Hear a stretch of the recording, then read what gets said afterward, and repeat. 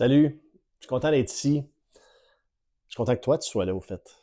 Quand on m'a demandé d'enregistrer cette vidéo d'inspiration, de motivation, c'est curieux ce qui s'est passé parce que j'étais tout de suite dans la perfection. Je voulais offrir le produit, le speech, l'information vitale pour pouvoir t'aider à devenir la meilleure version de toi-même. Puis là, je me suis aperçu, ben c'est même pas ça le message que je voulais offrir parce que mon message que j'ai régulièrement, c'est que peu importe qu'est-ce qu'on est en train de faire, on n'est jamais parfait. Puis c'est parfait comme ça. Puis que peu importe qu'est-ce qu'on a fait dans le passé, autant qu'on peut regretter ou qu'on peut revisiter, puis j'aurais donc dû dire ça, puis j'aurais dû faire ça à la place. Mais moi, je suis de l'opinion au fait qu'on n'aurait jamais pu faire mieux que qu'est-ce qu'on a fait. Parce que si on avait pu faire mieux, on l'aurait fait.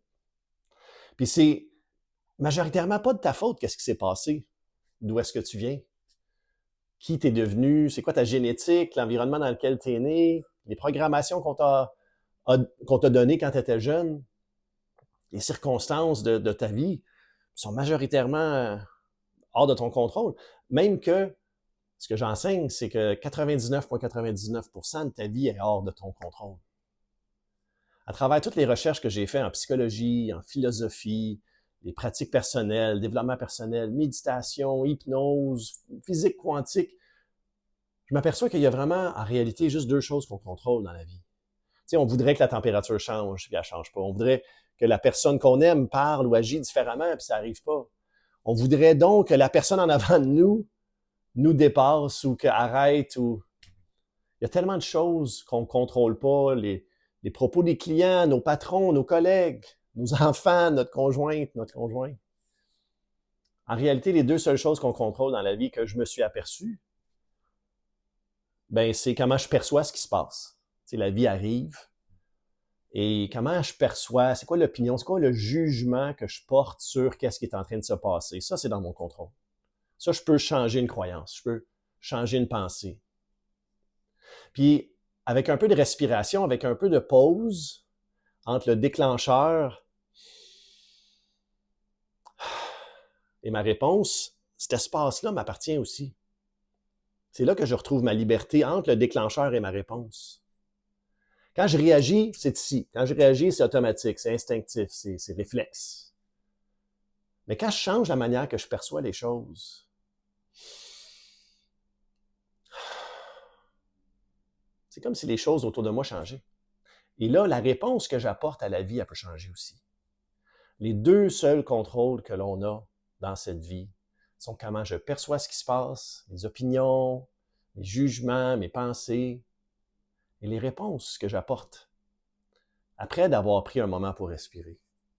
Alors, une des raisons pourquoi je signe année après année pour être ambassadeur ici au Scandinave, mais c'est parce que ça fait partie de mes valeurs de venir dans cet espace. Et si tu as déjà participé à une de mes thermothérapies, puis si tu ne l'as pas faite, je t'invite. Si tu as déjà participé à une de mes thermothérapies, tu le sais, le sauna, le bain froid, même la méditation, la respiration, c'est des espaces de pratique pour pouvoir travailler sur justement respirer et répondre au lieu de réagir inconsciemment. Et les principes, dans ce sens, c'est le principe d'Hormèse ou de E-stress. S'exposer à un stress positif dans un espace sécuritaire de manière volontaire et consciente. Un E-stress, EU-stress. Le principe d'Hormèse. Et plus qu'on arrive à travailler dans la chaleur, dans le froid, dans les extrêmes, plus qu'on arrive à rien faire dans le moment et juste se concentrer sur sa respiration et son état d'être. Si on arrive à respirer à travers les émotions difficiles et les laisser émoter ou émotionner, c'est juste ça que les émotions veulent faire. Quand, quand on retient, le souffle, on retient nos émotions, on essaie de retenir nos pensées, on essaie de retenir le flot de ce que l'on pense est trop. On l'a peut-être entendu ça quand on était jeune. T'es trop ceci, t'es pas assez cela, t'es tellement... Ça crée des programmations, ça. Ça crée des façons de penser. Ça crée aussi une perception de soi, un jugement, une autocritique qui fait en sorte que quand les situations se présentent, puis les mêmes émotions refont surface, on retient. Puis on crée la réponse qu'on pense que les autres veulent de nous. Mais ça ne veut même pas dire, que ces personnes-là veulent ça de nous. Puis ça ne veut pas dire non plus qu'on doit répondre à ce que les autres s'attendent de nous. Par contre, quand on apprend à respirer à travers les émotions, quand on apprend à être calme dans l'adversité, l'œil au centre de la tempête. Et le sauna et le bain froid, c'est les endroits parfaits pour faire ça. On connaît la pratique. On s'installe, on se dépose, on respire. Puis on l'a pratiqué aussi dans les méditations. Fixe, ouvre ton périphérique, relâche les muscles, la mâchoire, de la langue.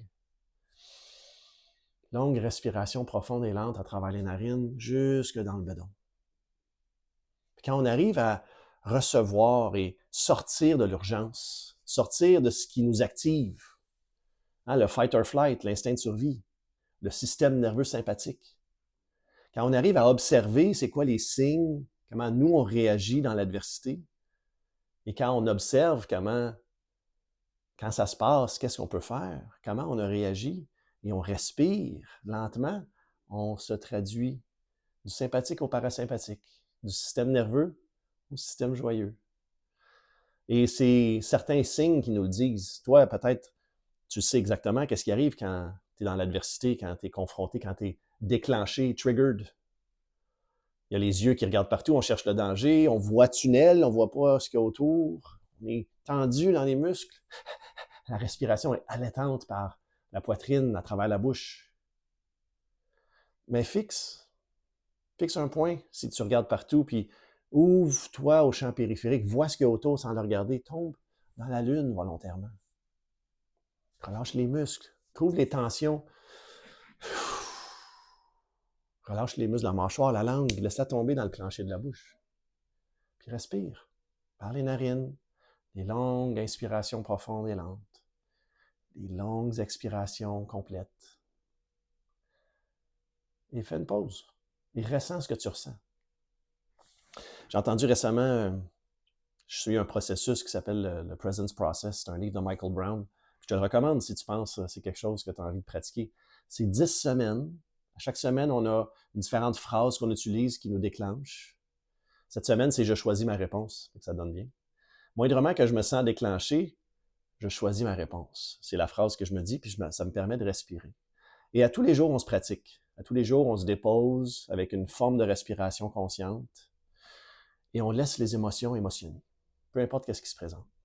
On fait ça 15 minutes le matin, 15 minutes le soir. Et dans ce processus, je pense que c'est dans la semaine 2, il parlait, l'auteur, les psychothérapeutes, ils nous demandent ça souvent, comment est-ce que tu te sens quand tu penses à ça? Comment est-ce que tu te sens quand c'est arrivé? Puis ce qui arrive, c'est qu'on essaye, parce qu'on veut plaire souvent au thérapeute, on veut plaire à la question, à la personne qui nous parle, qui échange.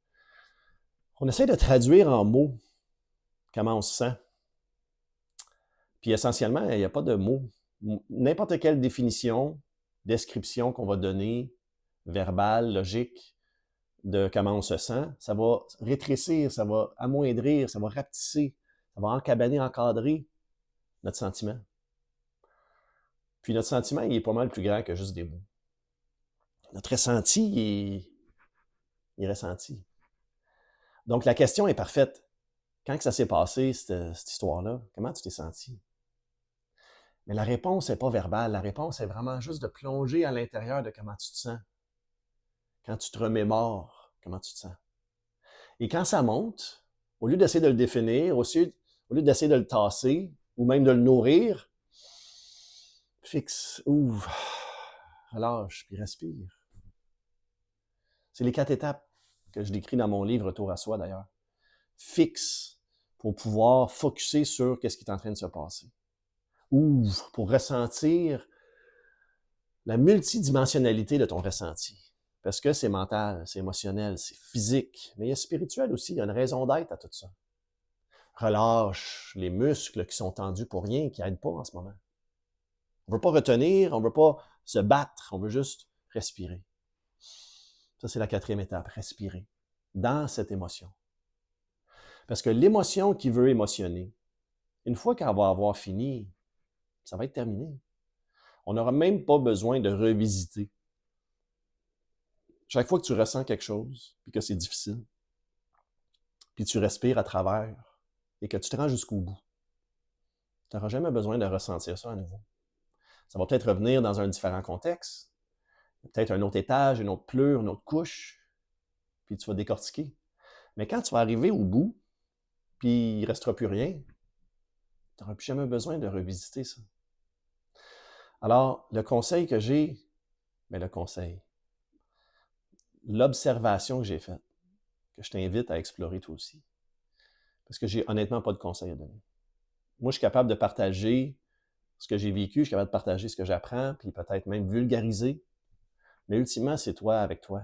C'est toi qui vas respirer à travers les différentes difficultés de la vie, et c'est toi qui vas apprendre en respirant et en émotionnant tes émotions, en les laissant passer après, parce qu'on ne veut pas les retenir, on ne veut pas les nourrir non plus. On veut juste les ressentir et les laisser passer. Mais tu vas t'apercevoir que c'est là que tu vas trouver ta souveraineté individuelle. C'est là que tu vas réussir à être le centre, à être le calme, l'œil dans le milieu du cyclone. Ça va être toi la stabilité. En anglais, on dit « take the higher ground », toujours partir la tête haute et prendre un regard d'en haut, prendre le regard pas supérieur à l'autre, mais un regard, une vision d'oiseau. Parce que quand on arrive à se détacher un petit peu puis d'observer ce qui se passe, on le regarde. Et quand on le regarde, on n'est plus dedans. Et quand on n'est plus dedans puis qu'on le regarde, on arrive à comprendre d'où ça vient puis qu'est-ce qui se passe. Puis cette souveraineté individuelle, cette souveraineté de penser, cette souveraineté d'être, cette souveraineté de ressentir, d'émotionner, cette souveraineté d'agir va apparaître parce que tu vas avoir créé cet espace entre le déclencheur et ta réponse. C'est Viktor Frankl qui disait ça. Entre le déclencheur et la réponse, il y a un espace. Et dans cet espace, c'est là que tu retrouves ta liberté. Et moi, je rajouterais ta souveraineté. Parce que là, tu ne seras plus contrôlé par ton passé. Tu ne seras plus contrôlé par les attentes que tu penses que les gens ont de toi, ou peut-être des attentes verbalisées. Même ta génétique, même ton histoire personnelle, même ton environnement. Ultimement, c'est toi qui vas choisir. Parce que c'est vrai que c'est pas de ta faute. Ton environnement, ton ADN, ton apprentissage, tes programmes, toutes tes croyances, ton langage. Par contre, c'est ta responsabilité. Si c'est pas de ta faute, puis que t'es pas bien, c'est ta responsabilité de faire ce qu'il faut faire pour retrouver ta souveraineté d'être. Pour redevenir cette personne qui, essentiellement, t'as toujours été. Dans le développement personnel, j'ai mentionné au début, t'aider à devenir ta meilleure version de toi-même. Il y en a qui parlent du higher self ou le moi supérieur, ton être réalisé. Ça devient tellement capotant. Tous les termes qu'on utilise, on a l'impression qu'on ne fera jamais la bonne affaire, on ne fera jamais assez, on ne saura jamais la bonne chose. C'est là que je me suis désenchanté ou j'ai décroché un peu du développement personnel, en ce sens que c'est le développement personnel, c'est pas comme ça qu'il se fait. On grandit pas nécessairement en échelon, on monte pas en expérience, on change pas de niveau. C'est plus les pleurs. Tu sais, on a créé des protections, on a créé des armures, des filtres, des masques, des costumes. Et à force de respirer à travers chacune des émotions, mais on enlève. On enlève les protections, on enlève les boucliers, les armures, les filtres. Puis on revient à soi. On ne devient pas quelqu'un d'autre. On revient à qui on a toujours été, puis qu'on s'est empêché d'être. Parce que les programmes, parce que les croyances, parce que les attentes. Puis c'est essentiellement ça, moi, mon message, et que je partage dans les thermothérapies guidées, que je partage dans les méditations, dans mes ateliers, dans mon livre, que je partage chaque fois que je parle avec quelqu'un, essentiellement. Parce que c'est mon expérience. C'est l'expérience qui m'a aidé à revenir à moi, qui m'a aidé à passer par-dessus des dépendances, dépendance à l'alcool notamment, qui était forte chez moi, et je m'identifiais avec la dépendance, avec l'action. Et quand pour retrouver ma souveraineté d'être, j'ai changé la définition. Je suis alcoolique est devenu, je suis quelqu'un qui respecte ce qu'il met dans son corps. Et je me suis aperçu que je respectais plus mon corps avec la manière que je consommais. Et pas juste consommer l'alcool, consommer les médias sociaux, consommer les gens, consommer les croyances, les pensées. Je n'étais plus la personne que je pouvais être ou que j'étais caché à l'intérieur. Et j'étais ce que je pensais qu'on avait besoin de moi. Douleur chronique, la même chose. Hernie discale, je l'ai encore. Elle me fait plus mal. Parce qu'en partie, dans mon esprit, je me suis aperçu que j'épaulais tous les problèmes de tout le monde, les soucis, les difficultés. Chaque fois que je prenais quelqu'un en charge, un client, un ami, un collègue, un citoyen, je suis répartiteur au 911, c'était pas ma responsabilité. Là, où est-ce qu'eux ils sont, c'est pas ma responsabilité. Si j'arrive dans leur vie à ce moment-là, je peux partager mon support, je peux partager mes connaissances, mon vécu, les outils que j'utilise. Mais son fardeau n'est pas sur mon dos. Et quand j'ai appris à relâcher ça, la définition que j'avais de moi-même, la responsabilité des autres, reprendre ma souveraineté d'être, l'anxiété a disparu. Parce que l'anxiété, si tu as envie, sache que l'anxiété, c'est une solution de ton corps.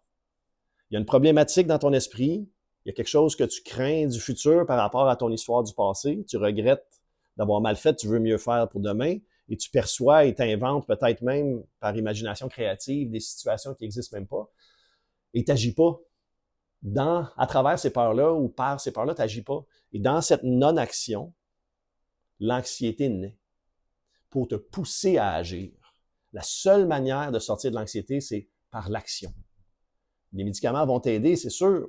Puis je suis pas ici pour te dire de ne pas en prendre par rapport à toi et ton médecin. Je gère ça. En même temps, si tu cales dans l'eau puis tu as une bouée de sauvetage, tu ne vas pas rester dans la bouée de sauvetage à flotter. Tu vas nager vers le rivage.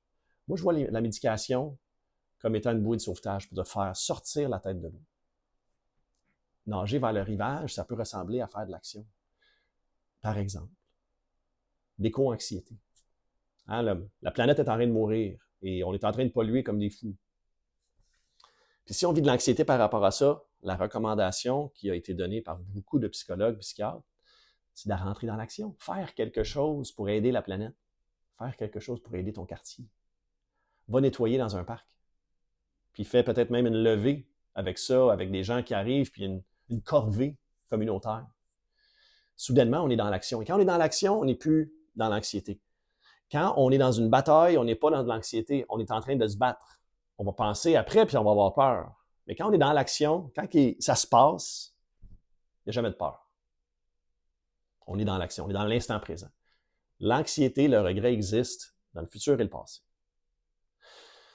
Donc oui, la méditation, parce que ça nous aide à rentrer dans l'instant présent. De seule place, ici et maintenant, seul endroit, seul temps dans lequel on a du pouvoir. Donc, non seulement est-ce que j'ai pouvoir sur mes pensées, mes opinions, mes jugements, mes croyances, mais j'ai pouvoir sur ma réponse. Mais la seule place que j'ai ces pouvoirs-là, c'est ici et maintenant. Donc, de revenir ici et maintenant, de travailler sur mes perceptions, de travailler sur comment je vais répondre, dans un contexte de stress, donc de s'exposer à des stress volontairement, sécuritairement. C'est là du moins, c'est là que moi, j'ai trouvé ma souveraineté d'être. C'est ce que je propose, c'est ce que j'aide. Je crée des espaces pour faire ça, dont ici. Alors, je suis très heureux de travailler avec toi. Je suis très heureux d'être ici à partager ça parce que chaque personne que j'ai rencontrée ici au Scandinave sont des personnes qui partagent ces valeurs-là avec moi. Et de reconnaître que tu fais partie de quelque chose de plus grand. Tu fais partie d'un des espaces privilégiés au Québec dans lequel on offre ça aux gens qui viennent. Parce que c'est plus que juste du self-care. C'est plus que juste une journée de relaxation quand on vient ici. Oui, des connexions de l'extérieur, des soucis, des médias sociaux, des nouvelles. Mais reconnexion à soi, reconnexion à la nature, à notre nature profonde, la nature humaine. Et de penser, oui, les choses que je veux plus embody, incarner, je veux plus être ceci, je veux plus être fâché, je veux plus être... C'est correct de penser à ce qu'on veut pas. Rapidement les mettre aux poubelles puis de penser à qu'est-ce que j'ai envie de nourrir. Hein? Je veux Je veux nourrir la présence, je veux nourrir la bienveillance, l'ouverture, l'apprentissage, la croissance, l'équanimité. Ça va être gros. Trouver l'équilibre. Parce que dans notre nature profonde, la nature recherche toujours l'équilibre. Ton corps, une machine la plus perfectionnée et sophistiquée de la planète, ton corps humain, est toujours en train de rechercher l'homéostasie, qui veut simplement dire retrouver l'équilibre. L'état de qu'est-ce qui est pareil. Stasie, c'est l'état, puis homéo, c'est semblable. Donc, trouver l'équilibre. Et chaque fois qu'on a une anxiété, un symptôme, une douleur, un regret, c'est juste notre esprit qui recherche l'équilibre. Et c'est pas pour nourrir, plonger, puis complètement s'apitoyer sur les situations. Réellement, c'est juste pour qu'on puisse en prendre conscience, qu'on puisse l'observer, qu'on puisse apprendre de la situation et revenir à soi. Alors, merci d'être là. Je suis content de marcher avec toi. Je suis content que tu sois là à faire ce que tu fais. Puis la dernière chose que je voulais dire, vu que la seule place et le seul moment qu'on a, c'est maintenant, le dernier truc que j'ai envie de partager, c'est, j'ai appris ça encore une fois il n'y a pas si longtemps. Si on a du regret, on regrette le passé. On regrette une action qu'on a fait ou qu'on aurait pu faire. Si on rentre justement dans ce ressassement de toujours revenir à ce qui était là, la rumination. Quand on rumine, c'est qu'on tourne en rond, puis on n'est plus maintenant. Puis quand on a peur de demain, encore une fois, c'est parce qu'on a peur de ce qui s'en vient.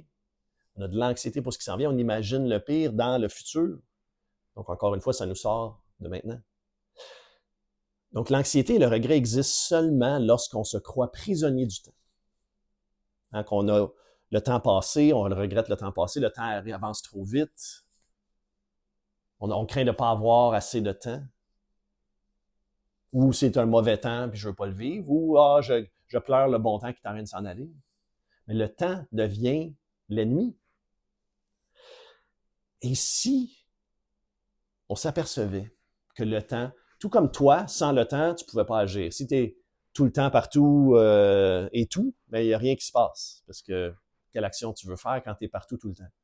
Mais quand tu es ici maintenant et tu sais que tu as un temps fini, et tu rentres dans le temps. Parce que le temps, sans toi, il n'existe pas non plus. S'il n'y avait pas d'être conscient qui existe avec une naissance et une mort, le temps n'existerait pas. Donc, même si toi, tu te sens, ou quand plutôt tu te sens prisonnier du temps, reconnais que le temps n'existerait pas sans toi. Et que soudainement, on peut se permettre, on va faire une petite activité ensemble. Focus par-dessus l'écran. Fait que l'exercice qu'on a fait tantôt, focus, ouvre-toi au champ périphérique. Relâche quelques muscles, mâchoire, langue. Et commence à respirer par les narines jusque dans le bedon. Inspire profondément avec moi. Expire. Ferme les yeux et reconnais que le temps respire avec toi.